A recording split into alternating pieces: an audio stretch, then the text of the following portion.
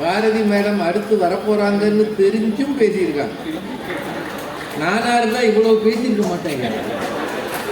எனக்கெல்லாம் அந்த துணிச்சலே கிடையாது. உண்மையிலேயே பாரதி மேடத்தை இந்த இடத்துல ரொம்ப பாராட்டணும். ஏன்னா இதே புத்தக கண்காட்சியில் அடுத்து ஒரு தனி உரை வேற இருக்கு. அவங்களுக்கு 17ஆம் தேதியாமா 12ஆம் தேதி ஒரு தனி உரை நிகழ்த்துகிற ஒரு தகைமை வாய்ந்த ஒரு பேச்சாளர் பட்டிமன்றத்துக்கு வர்றான்ன்றது பெருந்தன்மை, பாராட்டுக்குரிய விஷயம். அதனால அன்னைக்கு மழை இருக்காதுன்னு நம்புறேன். அப்படி இது ஒரு நாளைய கனவு தானே. அப்படி மழை இருந்தாலும் நீங்க எல்லாரும் வந்துருங்க. ஒரு 10 பேர் தான் கேட்டுருக்கீங்க. நிறைவாக திருமதி பாரதி பாஸ்கர்.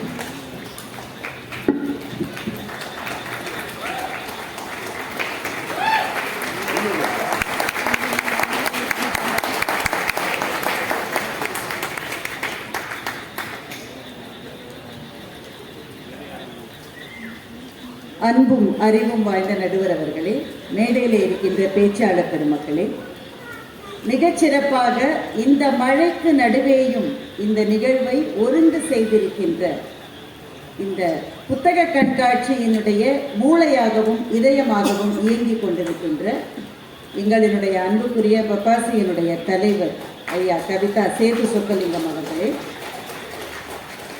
ஏனைய உறுப்பினர்களே, இந்த நிகழ்வுக்கு வந்து எங்களுக்கு பெருமை சேர்த்திருக்கின்ற அன்பான சொந்தங்களே, நண்பர்களே, எல்லாருக்கும் என்னுடைய வணக்கங்கள். அப்புறம் அவங்க பயோகிராஃபிஸை பற்றி ரேவதி சொன்னது ரொம்ப நல்ல பாயிண்ட். இந்த இவ்வளவு கடைகளில் எத்தனை பேர் வந்து தன்னுடைய வாழ்க்கை வரலாற்றை எழுதி இருக்கிறார். அதெல்லாம் நேற்றைய நினைவுகள் தானே. ஏன் எந்த புத்தகமும் விற்பனை ஆவதை விட வாழ்க்கை வரலாறு புத்தகங்கள் ஏன் அதிகமாக விற்பனை ஆகின்றது? புத்தக கண்காட்சி எப்பவுமே பொன்னியின் செல்வன் தான் மிக அதிகமாக விற்பனை ஆகும். அதற்கு அடுத்த இடத்துல நீங்க வைத்து பார்க்கிற போது வாழ்க்கை வரலாறு ஏன் அதை வாங்கி படிக்கிறோம்? சொல்லுங்க, நீங்க சொல்லுங்க. எத்தனையோ இளைஞர்கள் தான் அதிகமா வாங்குறாங்க. ஏன்? அந்த வாழ்க்கைகளை படிக்கிற போது நாளைக்கு என்னுடைய வாழ்க்கையிலும் பெரும் மலர்ச்சி வரும் என்று கனவுக்கு அது உரமாகிறது. உங்கள் நினைவுகளுக்கே மரியாதை எப்போதென்றால் அது கனவுகளுக்கு உரமாகிற போதுதான் அந்த நினைவுகளுக்கு மரியாதை என்று சொன்னால் எது நினைவு பெருசா கனவு பெருசா?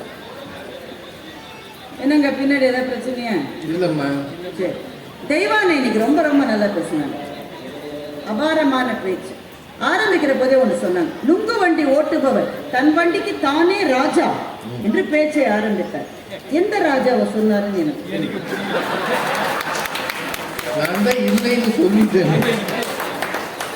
நினைவு இல்லம் உண்டு, நினைவு மண்டபம் உண்டு, அப்படி கனவு இல்லம் என்று ஒன்று உண்டா என்று தெய்வானை கேட்டார். ஒவ்வொருவரும் கட்டுகிற வீடே அவர்களுடைய கனவு இல்லம் தானா? விளம்பரத்திலே கனவு இல்லம் தானா போடுறாங்க. உங்களுக்கு தெரியுமா, ஒரு வீடு என்பது ஒரு கனவு. ஆரம்பிக்கிற போது ஒரு சின்ன போர்ஷன்ல தான் அந்த வாழ்க்கையை ஆரம்பிப்போம். அது மேல இருந்து தண்ணி கொட்டு, மழை பெஞ்சாக்க, அது கிரவுண்ட் ஃப்ளோர்ல இருந்தா சென்னையில சொல்லவே வேணாம். உடனே மனசுல அடுத்த மழைக்குள்ள நம்ம இந்த மாதிரி கஷ்டப்படாத ஒரு வீட்டுக்கு போகணும்னு நினைக்கிறோம்பா. ஒவ்வொருவரினுடைய வீடே கனவு இல்லைன்னு தான் சொல்றாங்க. மழை பெய்கிற வரைக்கும் தெய்வானி சொல்றாங்க, ரீயூனியன்னா ரொம்ப சந்தோஷமா இருக்கா.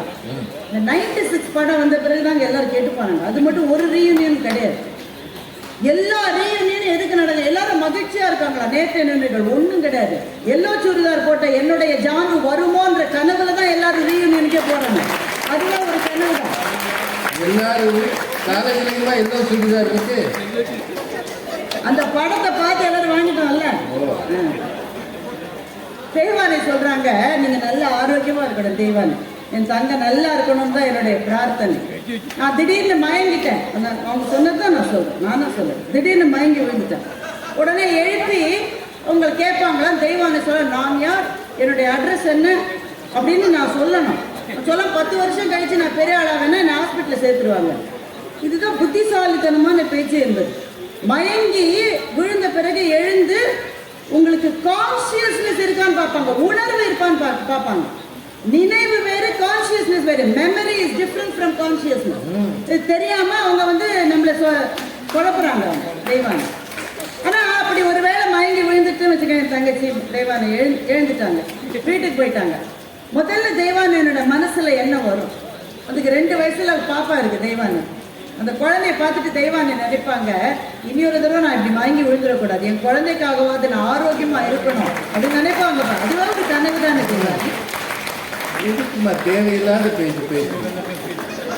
தெய்வானை பேசுற போது சொல்றாங்க, தாயின் புடவை தந்தையின் கடிகாரம் இதெல்லாம் நாம பத்திரமா வச்சிருக்கோம், அந்த நினைவுகள் மகிழ்ச்சியை தரும்னு.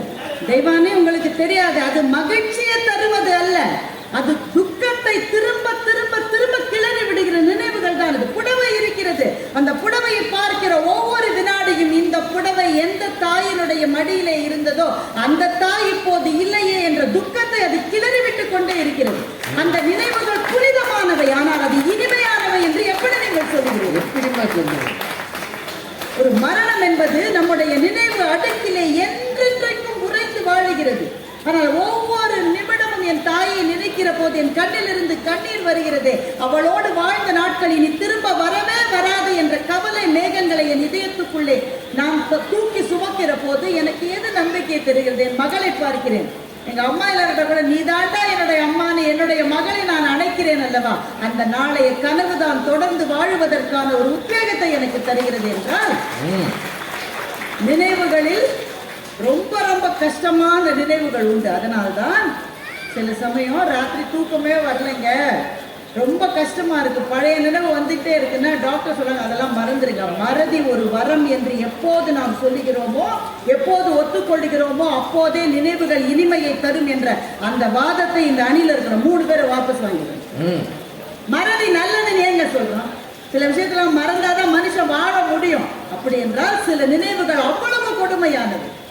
நீங்க நடுவர் அவருடைய புத்தகத்தில் எழுதியிருக்காரு, மதுரையில அவர் பேச்சாளராக வருவதற்கு முன்னாடி ஒரு வீட்டில் போய் பரீட்சைக்கு கட்டுறதுக்காக 100 ரூபாய் தான் அந்த பணம் அவருக்கு தேவையா இருந்திருக்கு. அந்த காசு இல்லை இங்க கையில, 100 ரூபாய் தான். அப்போ ஒருத்தர் இவரை கூட்டிட்டு போய் ஒரு வீட்டு வாசல் நிக்க வச்சு, இந்த வீட்டுல இருக்கிற ஐயா வந்து கேட்ட உடனே கொடுப்பாரு, நீ இங்கேயே நில்லு, எங்கேயும் போயிடாத, நான் 100 ரூபாய் வாங்கிட்டு வரேன், வீட்டு வாசல் இவரை நிறுத்தி வச்சுட்டு அவர் போயிட்டார். காலையில 10 மணிக்கு நின்ற எங்களுடைய நடுவர் சாப்பாட்டு கூட போல, ஏன்னா அந்த நேரத்தில் அந்த நாள் வந்துட்டாருனாக்க நம்ம அந்த வாய்ப்பை தவறு விட கூடாதுன்னு சொல்லி 5 மணி மட்டும் அதே இடத்துல நின்று இருக்காரு, ஆணி அடிச்ச மாதிரி. அந்த ஆள் 5 மணிக்கு திரும்பி வந்து ஓ ராசி அந்த ஆள் இல்லைன்ட்டான்னு சொல்லிட்டு போயிட்டாரு. இன்றைக்கும் மதுரைக்கு நாங்கள் போனால் அந்த இடத்தை கிராஸ் பண்ணி போற போது எங்கள் நடுவர் அதை திருப்பி திருப்பி அந்த இடத்தை பார்த்துட்டு போவார். ஏனென்றால் இந்த இடத்தில் தானே நான் நின்றேன். மகிழ்ச்சியா மரண வலி, சில நினைவுகள் அப்படிப்பட்ட கொடூரமான நினைவுகள், அதை மறக்க வேண்டும் என்று நாம் துடிப்போம், ஆனால் மறக்க முடியாது. ஆனால் அந்த இடத்திலிருந்து மீண்டு வருகிற போது அவருக்கு எது சக்தியை கொடுத்திருக்கார்? ஒரு நாள் நான் வருவேண்டாம், மதுரைக்கு ராஜாவா வருவேண்டாம் அவர் நினைச்சு பாருங்க. நான் நினைச்சதோ இல்லையா உங்களுக்கு சொல்லிட்டேன். கனவுகள் தாங்க வாழ வைக்கும். வாழ்க்கைகள் அவமானங்களால் நிறைந்தது. இவங்க 3 பேரும் வாழ்க்கை என்பது கடந்து வந்த பாதை முழுக்க பூ தூவி இருக்கிற வண்ணப்பாதை என்பது மாதிரி பேசி நம்ம ஏமாற்றுகிறார்கள். கொஞ்சம் திரும்பி பார்த்தா வாழ்க்கையில் எடுத்து வைத்த அடியில் எல்லாம் வெடிகுண்டு வைத்த நம்முடைய நண்பர்களுடைய துரோகங்கள் நம்மை உறுத்தவில்லை. அதை நினைக்கிற போது ரொம்ப சந்தோஷமா இருக்கா. என்னுடைய ஃப்ரெண்டு தான் எனக்கு ரொம்ப துரோகம் பண்ணி 3 பேர். எத்தனை காதல் தோல்விகள் நெஞ்சை கத்தி போல அறுக்கின்றன. அந்த காதல் தோல்விகளை நினைக்கிற போது ரொம்ப மகிழ்ச்சியா இருக்கும் இவங்களுக்கு எல்லாம். எத்தனை பிரேக்கப் சொன்னாதான் தெரியும். நான் உனக்காக என் சந்தோஷங்களை எல்லாம் விட்டு கொடுத்தேன், நீ உன் சந்தோஷத்துக்காக என்னையே விட்டு கொடுத்தான்னு கவிதை எழுதினானே. அவருடைய நெஞ்சில் பழைய நாள் ஞாபகங்கள் எல்லாம் ரொம்ப மகிழ்ச்சியா. ஆனா அதையும் தாண்டி அவன் வாழனான். ஏன் அவன் என்னை விட்டுட்டு போயிட்டான். ஆனா நாளைக்கு அதை விட சிறப்பா இன்னொரு பெண் எனக்கு மனைவியா வருவான்ற நம்பிக்கை தாங்க கனவுன்னு நாங்க சொல்றோம். தெய்வானை பேசுகிற போது சொன்னாங்க, நியூசிலாந்துல 21 வயதான அந்த ஒரு சிறு பெண் எம்பியா பதவி ஏற்றிருக்கிறார்கள். அந்த வீடியோவை நீங்க பாருங்க. அந்த மொழி நமக்கு புரியல, அவங்க என்ன சொல்றாங்கன்னு புரியல, ஆனா நமக்குள்ள அப்படிப்பட்ட ஒரு உத்வேகம் வருகிறது. முதல் முறையாக எம்பியாக எலெக்ட் ஆயிருக்கிற 21 வயது பெண் அந்த பார்லிமெண்ட்ல, நியூசிலாண்டினுடைய பார்லிமெண்ட்ல ஒரு 2 நிமிஷம் ஒரு பழங்குடியினருடைய பாடலை பாடுகிறார். மெய் சிலிர்க்கிறது. அது என்ன தெரியுமா? அது நேற்று தானே சொல்றாங்க? அல்ல, 3 தலைமுறைகளாக ஒடுக்கப்பட்ட ஒரு இனத்தினுடைய கனவை அந்த பெண் நிறைவேற்றி இருக்கிறார். ஒடுக்கப்பட்ட இனம் நியூசிலாந்துல அவங்க மொழியை பேசிட்டு அவங்க நாட்டில் வாழறாங்க. வெளியிலிருந்து வந்தவர்கள் அவர்களுடைய இனத்தை ஒடுக்கி, அவர்களுடைய மொழியை ஒடுக்கி, அவங்க தலை நிமிர முடியாமல் கண்டவுடனே சுட்டுக் கொண்டிருக்கிறார்கள். ஒளிந்து ஒளிந்து வாழ்ந்த அந்த இனத்திலிருந்து ஒரு பெண் இன்றைக்கு எம்பியா வந்து நிற்கிற போது 3 தலைமுறை கண்ட கனவை அவள் நிறைவேற்றி இருக்கிறாளே, அந்த மகிழ்ச்சியை தான் உலகம் இன்றைக்கு கொண்டாடி கொண்டிருக்கிறது. தெய்வானை மறந்துட்டு பேசுறது. இலக்கியத்தினுடைய படைப்புகள் எல்லாமே எழுத்தாளனுடைய கனவு என்று நான் சொல்லுவேன். 1921 மகாகவி பாரதி பாடுகின்றார், ஆடுவோமே பள்ளு பாடுவோமே ஆனந்த சுதந்திரம் அடைந்து விட்டோம் என்று. 47 கிடைச்ச சுதந்திரத்தை 21 கனவாய் கண்டு பாடிய மகாகவியை கொண்டாடி கொண்டிருக்கிற இந்த தலைமுறையில் சந்திர மண்டலத்தியல் கண்டு தெளிவோம்னு பாரதி 1920 பாடினார். இன்னைக்கு வீர முத்துவேல் அவர்களை தலைவராக கொண்ட சந்திரயான் மிஷன் போகிற போது ஒவ்வொரு இலக்கியவாதியும் ஒரு கனவை இந்த மண்ணிலே விதைத்து விட்டு செல்லுகின்றார். I have a dream என்று பாடிய மார்ட்டின் லூதர் கிங் ஜூனியர் கருப்பின மக்களுக்கு இழைக்கப்பட்ட கொடுமைகளுக்காக அந்த பாடலை பாடிக்கொண்டு அவர்கள் அமெரிக்காவினுடைய வீதிகளிலே நடந்த போது ஒரு கனவை விதைத்து விட்டு சென்றார். ஒபாமா அமெரிக்காவினுடைய பிரசிடென்டாக வந்த போது அந்த பாடலை மொத்த அமெரிக்காவுமே பாடியது. ஏன்? விதைக்கப்பட்ட கனவு அன்றைக்கு முளைத்து வந்திருக்கிறது. கனவுகள் வைராக்கியமானவை. நாம் படுகிற அவமானங்கள், நம்முடைய வெற்றியை பொறுக்க முடியாதவர்கள், நமக்கு துரோகம் செய்தவர்கள், நீ எல்லாம் பெரிய அளவு வந்துருவனே நான் பார்க்கிறதை என்று சொன்னவர்கள் அத்தனை பேருக்கும் ஒவ்வொருவருக்கும் நின்று நின்று நின்று நின்று நம்மால் பதில் சொல்ல முடியாது. தோழர்களே, தோழிகளே, அவர்களுக்கு நாம் சொல்லக்கூடிய ஒரே பதில் அவர்கள் முன்னால் உயர்ந்து காட்டுவதுதான். அதை கனவு ஒன்றுதான் சாத்தியமாகும். ஒவ்வொரு அறிவியல் கண்டுபிடிப்புக்கும் பின்னாலே ஒரு கனவு தான் இருந்திருக்கிறது. ஸ்டூடெண்ட்ஸ் இருக்காங்களான்னு எனக்கு தெரியல, நிச்சயமா கெமிஸ்ட்ரியில் எல்லாரும் படிச்சிருப்பீங்க. பென்சீன் அதை பற்றி படிச்சிருப்பீங்க, C6H6. அந்த பென்சீனுடைய வடிவமைப்பு எப்படி இருக்க போகிறதுன்னு தெரியாம பல்லாண்டுகளாக கேக்குலே ஆகஸ்ட் கேக்குலே என்கின்ற விஞ்ஞானி ஆராய்ச்சி செய்து செய்து செய்து செய்து அதனுடைய ரிங் ஸ்ட்ரக்சர் அவரால் கண்டுபிடிக்க முடியல. அந்த ஆராய்ச்சியினுடைய களைப்பில் ஒரு 5 நிமிஷம் கண் அசந்த போது அவருடைய கனவுக்குள் ஒரு பாம்பு தன்னுடைய வாலை தானே கவ்விக்கொள்ளுகிற அந்த கனவு வந்தது. உடனே பென்சீன் என்பது வட்ட வடிவமாகத்தான் அதனுடைய ஸ்ட்ரக்சர் இருக்கும் என்று கண்டுபிடித்தார். என்றால் தூங்கும் போது அப்துல் கலாம் அதைத்தான் செய்வார், தூக்கத்திலே வருவதல்ல கனவு, எது உன்னை தூங்க விடாமல் செய்கிறதோ அதுதான் கனவு என்று சொன்னார். போலியோ இல்லாத உலகமாக கிட்டத்தட்ட இந்த உலகம் ஆகிவிட்டது. ஆனால் நீங்கள் உங்கள் அப்பா அம்மாட்ட கேட்டு பாருங்க, உங்கள் தாத்தா பாட்டிகிட்ட கேட்டு பாருங்க. அவர்கள் வாழ்ந்த காலத்தில் ஒவ்வொரு தெருவிலும் 10 பேராவது கால் விளங்காமல் போலியோவினால் பாதிக்கப்பட்டவர்கள் இருந்திருப்பார்கள். அந்த நிலைமையை கடந்து இன்றைக்கு வந்திருக்கிறோம் என்றால் ஜோனஸ் சாக் என்கின்ற விஞ்ஞானியினுடைய கனவு. கால் கை சரியாக இயங்குகிற மனிதர்கள் மாத்திரமே இந்த உலகத்தில் எதிர்காலத்தில் வாழ்வார்கள் என்பதை தன்னுடைய மிஷன் ஸ்டேட்மெண்டாக கனவாக அவர் எழுதி வைத்து அவர் கண்டுபிடித்ததுதான் போலியோ ட்ராப்ஸ். ஒவ்வொரு விஞ்ஞான கண்டுபிடிப்புக்கும் பின்னாலே கனவு இருக்கிறது. ஒவ்வொரு கலை படைப்புக்கும் பின்னால் கனவு இருக்கிறது. எழுத்தாளர் ஜெயமோகன் எழுதுகிறார், 2000, 3000, 4000 வருஷத்துக்கு முன்னால வாழ்ந்த மனிதன் குகை ஓவியங்களை செதுக்கிவிட்டு போயிருக்கிறான். அவனுக்கு என்ன மொழின்னு நமக்கு தெரியாது, அவன் என்ன பேசினா நமக்கு தெரியாது, அவனுக்கு மொழி இருந்ததான்னு கூட தெரியாது. அவன் குகை ஓவியங்களை செதுக்கி விட்டு போயிருக்கிறார். அந்த குகை ஓவியங்களை நீங்கள் போய் பார்த்தால் எந்த நாட்டில், நம்ம தர்மபுரியில இருக்கு, கர்நாடகாவில் இருக்கு, ஆப்பிரிக்கால இருக்கு, எங்க போய் பார்த்தாலும் குகை ஓவியங்கள் ஒன்றே போல் இருக்கின்றன. மனிதன் 20 அடிக்கு செதுக்கியிருக்காங்க. அவன் 6 அடி 7 அடி தானே இருந்திருப்பான் அவன். ஆனா 20 அடி மனித உருவங்களை செதுக்கி இருக்கிறார்கள். சுற்றிலும் எல்லா மிருகங்களையும் சின்ன சின்னதாக செதுக்கி இருக்கிறார்கள். என்றால் ஆதி மனிதனுடைய கனவே தன்னை தாக்க வருகிற விலங்குகளை விட தான் உயர்ந்து இருக்க வேண்டும் என்ற கனவைத்தான் அவர்கள் குகை ஓவியங்களாக செதுக்கி இருக்கிறார்கள்.